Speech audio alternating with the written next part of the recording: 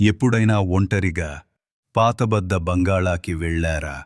వెళ్ళి తిరిగి వచ్చారా? ఈ కథలో సరేష్ అనే వ్యక్తి వెళ్ళాడు. తను మరి తిరిగి వచ్చాడో లేదో చూసేదాం రండి. కథ పేరు పాడుబడ్డ బంగ్లా. రంగాపురం అనే గ్రామంలో ఒక పాత పాడైపోయిన ఒక భవనం ఉండేది. ఆ భవనం దగ్గరికి ఎవరు వెళ్ళేవాళ్లు కాదు. ఎందుకంటే అక్కడి నుంచి వింత శబ్దాలు వినిపించేవి.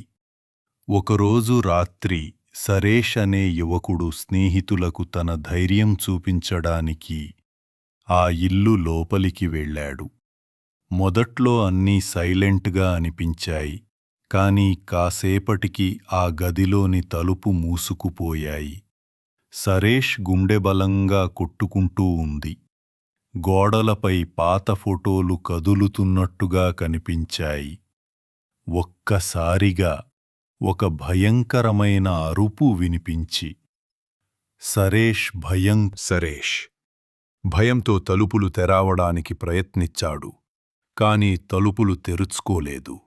వెనుక తిరిగి చూడగానే అక్కడ ఒక నల్ల పిల్లి నిలబడి ఉంది. అప్పుడు లైట్లు ఒక్కసారిగా ఆరిపోయాయి.